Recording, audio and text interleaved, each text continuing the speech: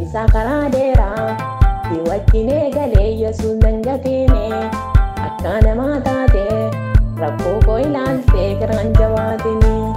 Karaan koo dheeraadha biraan gahaa jedhee taa'ee kan argama. Yesuus jaalallee koo inni natti ulfaatee siif hin danda'ama. Karaan koo dheeraadha biraan gahaa jedhee taa'ee kan argama.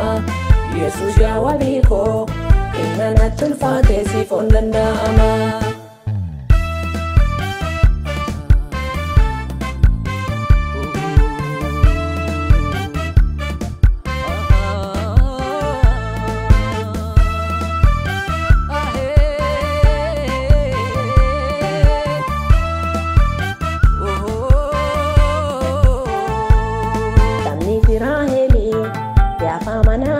Bayar ya tamani ulie musellaten jalanni dura so gargari ramani nanis na gargari gargarsa ke male anis sayungau tansi hamana pe darbe dema male yomiyun qanau anas na gargari gargarsa ke male anis sayungau tansi hamana pe darbe dema male yomiyun qanau. Deemsa karaa dheeraa si wajjin eegalee Yesuus nan gatine akka namaa taate rakkoo koo ilaaltee garaan jabaatini. Karaan koo dheeraadha biraan gahaa jedhee taa'ee kan argama.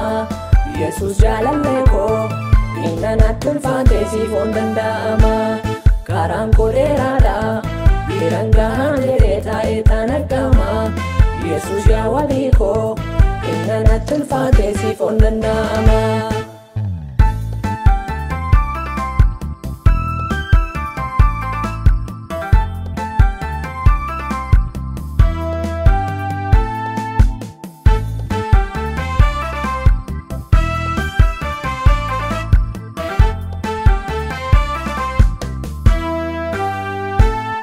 Firaaf lammii dhiiseen abbaa faadhansiiseen sitti kooluu galee namni si habdatee darbee ce'aa malee yoomuu karaa bulee.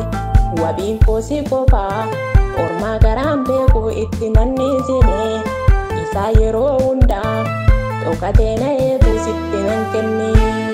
Wabiin koo si qofaa ormaa garaan beeku itti nanniisine isaa yeroo hundaa dhokatee na eegu sitti nan kenni.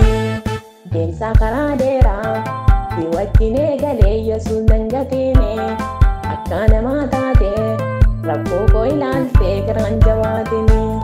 Karaan koo dheeraadha biraan gahaa jedhee taa'ee kan argama. Yesuus jaalallee koo inni natti ulfaatee siif hin danda'ama.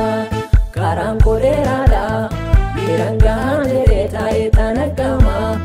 Yesuus jaalallee koo inni natti ulfaatee siif hin danda'ama.